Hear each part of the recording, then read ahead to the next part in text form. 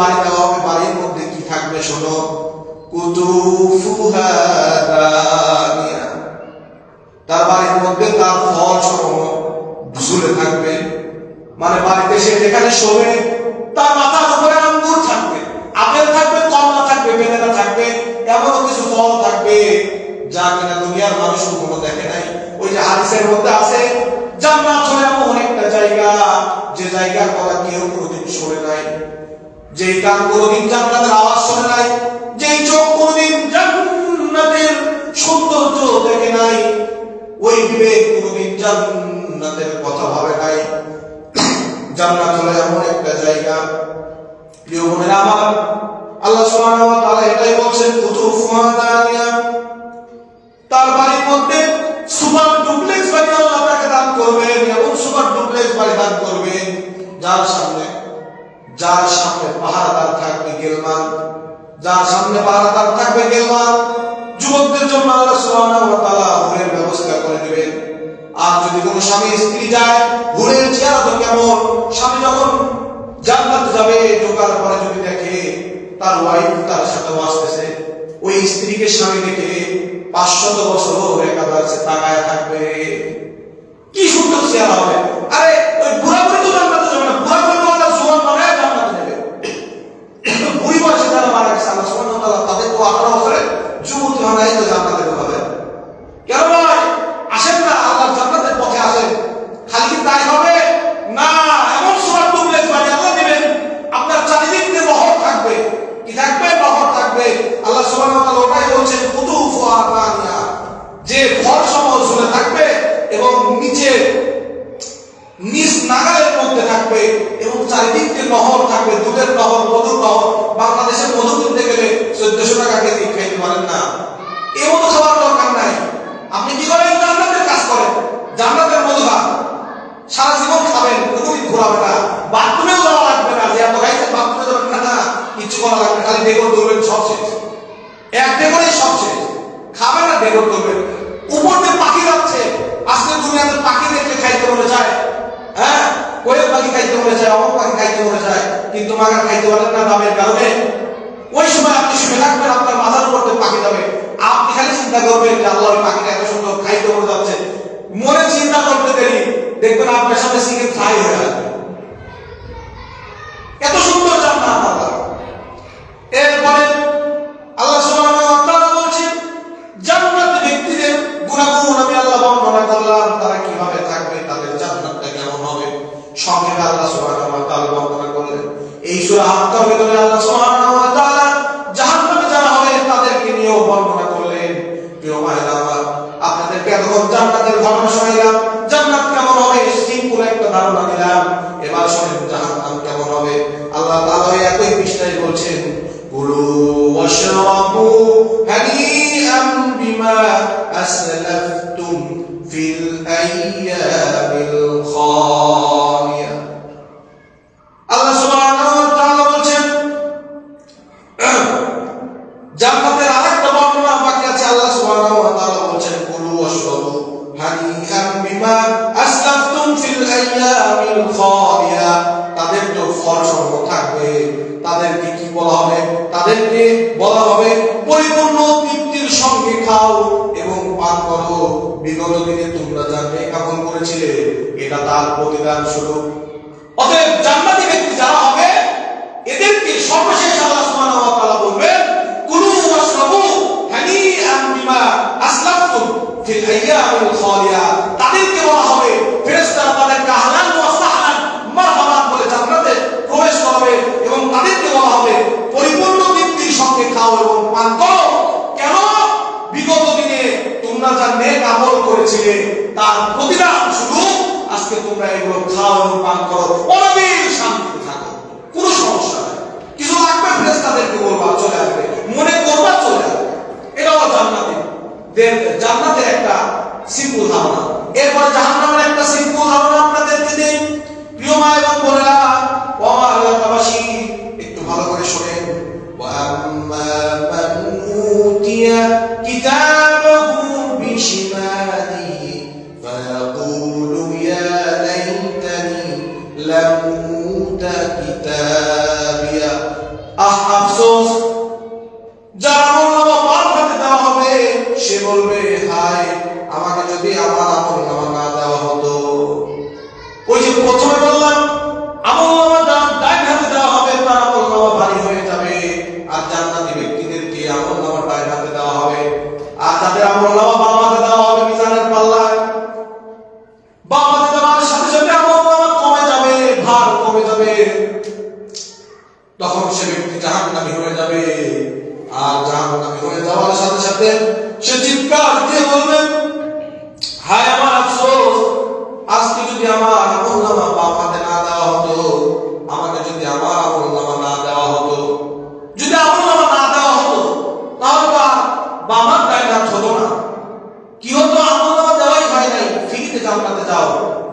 হলো সে এই কথা বলবে যে আফসোস, আমার আমল নামা তো বাম হাতে দেওয়া হলো, কিন্তু যদি আমল নামাকে নাই দেওয়া হতো কতই না ভালো হতো। ওই যে দুনিয়াতে থাকতো সিনারি করে গেছে, বাটপাড়ি করে গেছে, যে না কেউ কিছু বলবে না, আমি তো একা, আমি তো ক্ষমতার মালিক, আমার কে কি বলবে, আমার কথার বিপরীতে কেউ চলবে? দুনিয়ায় থাকতে যে বাটপাড়ি করছে, মরার পরেও সেই একই বাটপাড়ি প্রবল ভাবে বলবে যে আমার আমল নামা যদি না দেওয়া হতো কতই না ভালো হতো। মানে সব জায়গায় সুযোগ খুঁজবে। এরপর আল্লাহ সুবহানাহু ওয়া তাআলা বলছেন যে আমল নামা যার বাম হাতে দেওয়া হবে সে পরে একটা আফসোস করবে, 2 নম্বর আফসোস সে করবে, ওয়ালাম আদরি মা হিসাবিয়া, আর আমার হিসাব কি তা যদি আমি নাই জানতাম কতই না ভালো হতো। মানে ওই প্রথমে বললো আমল নামা আমাকে যদি নাই দেওয়া হতো কত ভালো হতো, পরের বার সে একই কথাই বলবে ওয়ালাম আদরি মা হিসাবিয়া, যদি আজকে আমাকে হিসাবের কাজ করাই না দাঁড়াতে হতো কতই না ভালো হতো। ওই যে জান্নাতের ব্যক্তির বর্ণনা বললাম, যে ওই ব্যক্তি যে জান্নাতে যাবে সে বলবে আজকে আমার হিসাবের কাজ করাই যে আমাকে দাঁড়াতে হবে, আমি এটা আগে থেকেই জানতাম। কিন্তু জাহান্নামের ব্যক্তিরা বলবে আমার এই হিসাব আমলনামা আমাকে যদি নাই দেওয়া হতো কতই না ভালো হতো। তারা বারবার এই কথাই বলবেন। আল্লাহ সুবহানাহু ওয়া তাআলা আরো বলছেন, কি বলছেন? আল্লাহ সুবহানাহু ওয়া তাআলা আরো বলছেন, ইয়া লাইতাহা কানাতিল কাদিয়া, হায় দুনিয়ার মৃত্যু যদি আমার শেষ অবস্থা হতো কতই না ভালো হতো, তাহলে আজকে আর আমাকে হিসাব দেওয়া লাগতো না। মানে যারা দুনিয়ায় বাটপাড়ি করে খাইছে, জুলুম করে খাইছে, অন্যায় অত্যাচার করে বেড়াইছে, তারা সেদিন একই ডায়লগ মারবে, ইয়া লাইতাহা কানাতিল কাদিয়া, দুনিয়ার মৃত্যু যদি আমার শেষ মৃত্যু হয়ে যেত কতই না ভালো হতো, তাহলে আমাকে আর হিসাব দেওয়া লাগতো না, কিছুই করা লাগতো না, বেঁচে যেতাম। ওই যে আমার বাংলাদেশে একদল মানুষ আছে যারা কিনা বলে যে মরার পরে কোনো দুনিয়া নাই, মরার পরে কোনো হিসাব নাই, মরার পরে কিছু দেওয়া লাগবে না। আরে আমি চিন্তা চিন্তা দেখা যায় না, ওরা আমরা মানি না।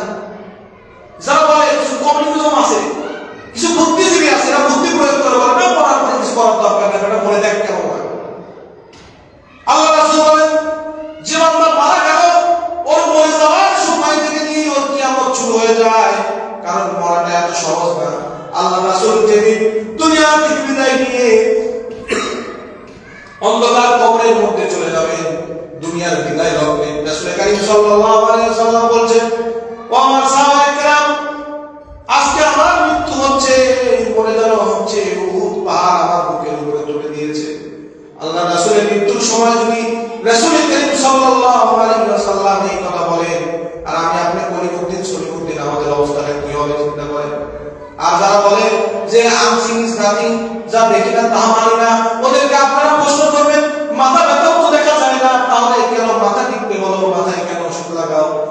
আরো কিছু ব্যক্তি আছে যারা কিনা বলে কবরে যাওয়ার পরে তোমাদের কোনো কিছু হিসাব দেওয়া লাগবে না, কেউ আসবে না, এগুলো হুজুররা ভুয়ার কথা বলে।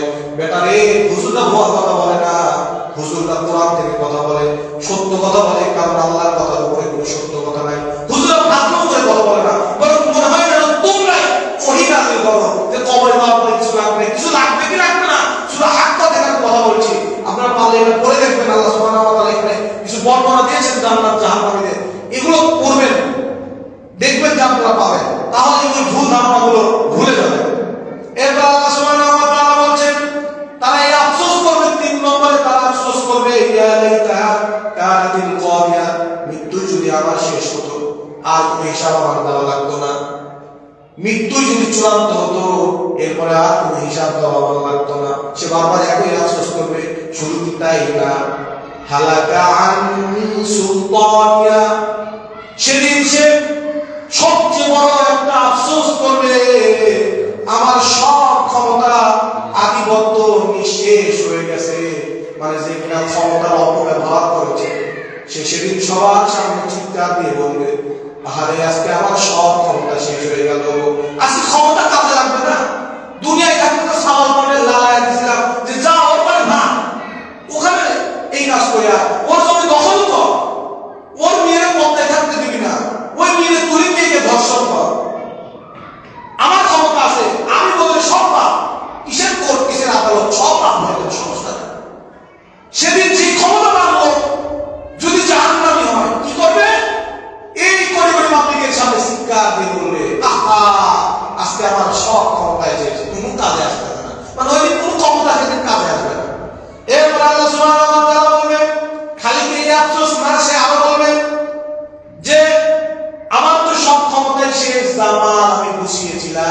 যা টাকা পয়সা আমি গুছাইছিলাম, এত যে মাল, এত ধর পারলাম, কিছু তো আজকে আমার কাজে আসলো না, ব্যাপার কি সব বন্ধ হয়ে গেল, সেদিন আসলেও কোনো কাজে আসবে না। এরপর আল্লাহ সুবহানাহু ওয়া তাআলা ফেরেশতাদেরকে হুকুম দেবেন, খুযুহু ফাকুল্লু, খুযুহু ফাকুল্লু। ফেরেশতাদেরকে নির্দেশ দেবে, ওকে ধর, খালি ধরিস না রে, ওর গলায় বেরিবা, বেরিবা, দুনিয়ার বেরিনা, ওই সিম্পল লোহা দিয়ে বানানো বেরিনা। ফেরেশতাদেরকে আল্লাহ সুবহানাহু ওয়া তাআলা নির্দেশ দেবেন, খুযুহু ফাকুল্লু, ওকে ধর, ওর গলায় ফাঁস লাগা, লাগা, তাহলে লাগা।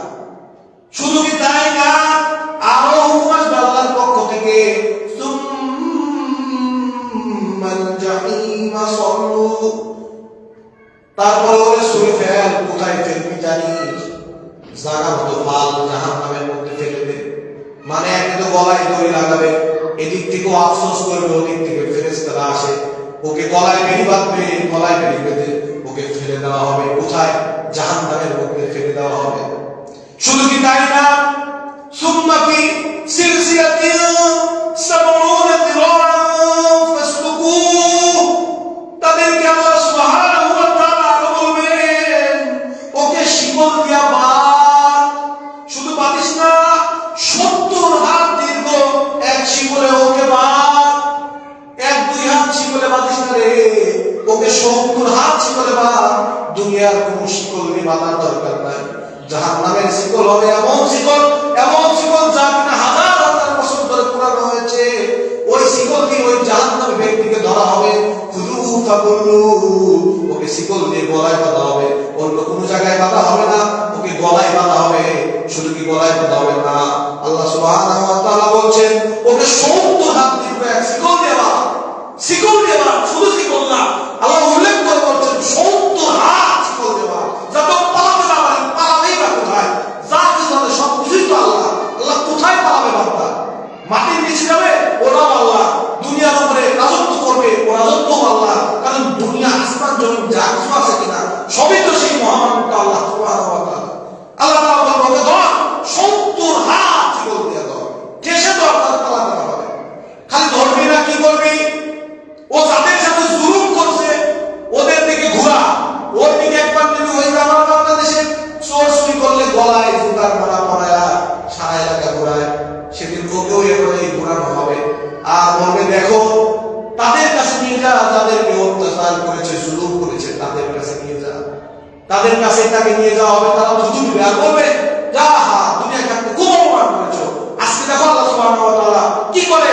দুনিয়ায় থাকতে তো বলেছে যে মরার পরে কিছু কেউ করবে না, আজকে কেন? আজকে তো ওই দিন, দেখো না কি অবস্থা হয়। এরপর আল্লাহ সুবহানাহু ওয়া তাআলা বলেছেন, ইন্নাহু কানা লা ইউমিনু বিল্লাহিল আযীম, সে মহান আল্লাহর উপর ঈমান আনেনি। জানেন, ঈমান আনেনি। জান্নাতের রাস্তা এত সহজ না। সূরা তাওবার মধ্যে আল্লাহ সুবহানাহু ওয়া তাআলা বলেন যে আল্লাহ তাআলা ওদের জান এবং মাল কিনবেন, তাদের জান এবং মাল যারা কিনা আল্লাহর রাস্তায় নিজের জীবনকে উৎসর্গ করে দিয়েছে, বিলিয়ে দিয়েছে, যারা কিনা নিজের জীবনের মায়া করে নাই, পরিবারের মায়া করে নাই, কিছুর মায়া করে নাই। কি করেছে? তাদের জীবনকে আল্লাহর জন্য উৎসর্গ করে দিয়েছে। জিহাদ ফি সাবিলিল্লাহ তারা দাঁড়িয়েছে আর বলেছে, এই জীবন আল্লাহর রাস্তায় ব্যয় করে দেব, ঈমান ছাড়বো না। আল্লাহ বলেন, ওদেরই জান এবং মাল আমি আল্লাহ কিনবো, অন্যথায় কারোর জান এবং মাল আমি আল্লাহ কিনবো না। খালি কিনবো না, তাদেরকে কিনার বদলে জান্নাত দেব। দোকানদারকে টাকা দিলে যেমন আপনাকে মাল দেয়, আল্লাহ বলছেন যে ওর জান এবং মাল কিনে বিনিময়ে ওকে জান্নাত দেব। শুধু কি জান্নাত, ফি জান্নাতিন আলিয়া, ওকে এত সুন্দর মর্যাদা সম্পন্ন জান্নাতে রাখবো যে জান্নাত কখনো কল্পনাও করে নাই, এমন জান্নাতে রাখবো। আর যে জাহান্নামে হবে তাকে আল্লাহ সুবহানাহু ওয়া তাআলা সরাসরি বলবেন, ইন্নাহু কানা লা ইউমিনু বিল্লাহিল আযীম, সে আমার ঈমান আনেনি, বিধায় তাকে আজকে এই জায়গায় আনতে হবে। ওয়ালা ইয়াহুদু আলা তাআমিল মিসকিন, আর সে মিসকিনকে খাবার খাওয়াই নাই, উৎসাহ দেয় নাই। মানে সে তো খাবার খাওয়াই নাই, আরেকজন খাওয়াবে, ওরে উৎসাহ দেয় না, ও খাওয়ার দরকার নাই, কিছুই করে নাই। এটা সে করেছে, উৎসাহ দেয় নাই। কিন্তু কি করেছে? মেয়ের জন্মদিন, সাওয়ালের জন্মদিন, বিরাট বড় 5 পাউন্ডের কেক খাইছে, গান করছে, পার্টি করছে, উৎসব উদযাপন করেছে, বিয়ের অনুষ্ঠানে লাখ লাখ মানুষকে খাওয়াইছে। আব্বা মা মারা গেছে, আর আমার মহিলার গরু সবাইকে উপায় খাওয়াইছে। হ্যাঁ, যে খাও, কাদের খাওয়াইছে চিন্তা করে নাই, ওরা শুধু দেবো পুরস্কার, ওদেরকে খাওয়াইছে আমার বাপ জান্নাতে যাবে না, এই চিন্তা করে নাই, অবাধে খাওয়াইছে। কিন্তু গরিব মিসকিন যে কিনা তার খাবারের আহার দিতে পারে না, তাকে সে খাবার দেয়নি, তাকে কি করেনি, খাবার দেয়নি, এবং অন্যকে খাবার দিতে উৎসাহ করে। আল্লাহ সুবহানাহু ওয়া তাআলা ওই জাহান্নামী বান্দাদেরকে সে এভাবেই বলবেন যে ওয়ালা ইয়াহুদ্দুনা তাআমিল মিসকিন, তোমরা মিসকিনকে খাবার তো খাওয়াই নাই, অন্যকেও খাওয়াইতে চাইলে তাকে উৎসাহ দেওয়া হয়। অতএব তুমি ডবল দোষের আসামি। এক তো আসামি, কাউকে মার্ডার যদি কেউ করে সে তো আসামি, আর যদি ও মার্ডার করে কাউকে উৎসাহ দেয় ওইও একই দোষের আসামি। আমি কাউকে মারছি সে তো আসামি, আমাকে একজন উৎসাহ দিচ্ছে ওকে মারা, ও বড় আসামি, কারণ ওর উৎসাহে ওকে মার্ডার করেছে। ঠিক এভাবে যে মিসকিনকে তো খাওয়াই নাই নিজে, আবার আরেকজন তো খাওয়াইতে দেয় নাই, ওই যে খাওয়াই নাই ওর উৎসাহতে ওর আদায় বরং কম হবে, যে উৎসাহ দিয়েছে ওকে খাওয়াস না ওর আদায় বেশি হবে। অতএব মিসকিন যখন বাড়িতে আসবে, কোন ফকির হোক মিসকিন হোক, আল্লাহ রাসূল সাল্লাল্লাহু আলাইহি ওয়াসাল্লাম বলেন তোমাদের বাড়িতে যখন সাইল যাবে, মিসকিন যাবে, তাকে কখনো ফিরাইয়া দিও না। তোমার কাছে যা আছে সাধ্যমতো চেষ্টা করে দেওয়ার, কখনো ফেরাবে না, কারণ 1 টাকা দিলে আল্লাহ সুবহানাহু ওয়া তাআলা তোমাকে 1000 টাকার ব্যবস্থা করে দিতে পারে। আল্লাহ সুবহানাহু ওয়া তাআলা আরো বলেন ওয়ালা তুআমুন ইল্লা মিন গিসলিন, তাদের খাবার কি হবে শোনো, তাদের খাবার হবে ক্ষত হতে, পুরা পুরুষ সারা কোনো খাদ্য নেই। আল্লাহ জাহান্নামের মধ্যে আল্লাহ সুবহানাহু ওয়া তাআলা যে জাহান্নাম বানিয়েছেন, ওই যে কিছুক্ষণ আগে আমি আপনাদেরকে জান্নাতের খাবারের বর্ণনা করলাম, ঠিক এখনো জাহান্নামের খাবারের বর্ণনা আমি আপনাদেরকে বলছি। ওয়ালা তুআমুন ইল্লা মিন গিসলিন, জাহান্নামীদের জন্য সবচেয়ে আরামের খাবার হবে পোড়া পুষ। এই যে আপনাদের ফোর বানায়, ফোড়া হওয়ার খাতে পুষ বানায়, এত কি বুঝে এসে জগন্নাথ পুষ ওদেরকে খাওয়ানো হবে। শুধু কি তাই না, লা ইয়াকুলুহু ইল্লাল খাতিউন, যা অপরাধীরা ছাড়া অন্য কেউ খায় না। জেলখানায় যারা থাকে ওদের যে খাবার দেয়, ওই খাবার ওরাই খায়। আমরা যারা জেলের বাইরে আছি আমরা কি খাবার খাই, আমাদেরটা আলাদা আর ওদেরটা আলাদা। আল্লাহ সুবহানাহু ওয়া তাআলা এভাবেই বোঝাচ্ছেন যে জাহান্নাম যারা হবে ওরা হলো জেলে থাকা বান্দা, ওদের খাবারটা হলো এমন খাবার যা কিনা অন্য কেউ খায় না। ওদের খাবার কি, পোড়া পুষ আল্লাহ সুবহানাহু ওয়া তাআলা ওদেরকে খাইতে দিবেন। এটা হবে পানীয়। ফালা উকসিমু বিমা তুবসিরুন, আমি কসম করছি সেসব জিনিসের যা তোমরা দেখতে পাও, ওমা লা তুবসিরুন, আর সেসব জিনিসই যা তোমরা দেখতে পাও না। আল্লাহ সুবহানাহু ওয়া তাআলা এভাবেই বলছে, আমি আল্লাহ সুবহানাহু ওয়া তাআলা যা প্রকাশ্যে আছে তাও দেখতে পাই, যা প্রকাশ্যে নাই তাও দেখতে পাই। অতএব মাটির গভীর তলে কোনো একটা পোকা হেঁটে বেড়াচ্ছে, এর পায়ের শব্দ আল্লাহ সুবহানাহু ওয়া তাআলা পায়। সময় আমি বললাম লাস্ট আয়াত হলো ইন্নাহু লায়াকুলু রাসূলুন কারীম, সে অবশ্যই এক কোরআন, এক মহাসম্মানিত রাসূল জিবরাইল আলাইহিস সালামের বাণী থেকে বর্ণিত। আল্লাহ সুবহানাহু ওয়া তাআলা বলেন যে তোমাদের কাছে এমন এক রাসূলকে পাঠানো হয়েছে যে কিনা তোমাদেরকে মানবতার পথে ডেকেছে, আদর্শের পথে ডেকেছে। অতএব মানব বলেরা, আমি আপনাদেরকে যদিও দাওয়াতে মেহমান না, সংক্ষিপ্তভাবে কিছু কথা বললাম। আমার জানা ছিল না যে পাবনায় এই এত বড় এক মাস মহিলা মাহফিল হয়। আমি কোনোদিনও শুনি নাই, আমি অনেক মাহফিল করেছি কিন্তু এভাবে শুনি নাই। আমার বাবা ভাই মৌলানা ফরিদুল ইসলাম মাহমুদ সাহেব উনি বলেছেন যে চলো যাই, ওনার সাথে আসলাম। আল্লাহ সুবহানাহু ওয়া তাআলা আপনাদেরকে কোরআন থেকে কিছু কথা শোনাবার তৌফিক দান করলেন। যাই বলেছে কোরআন শোনার, আল্লাহ বলেছে ছোট বড় ছিলেন তারা একেবারেই নেই, আসলেও নাই।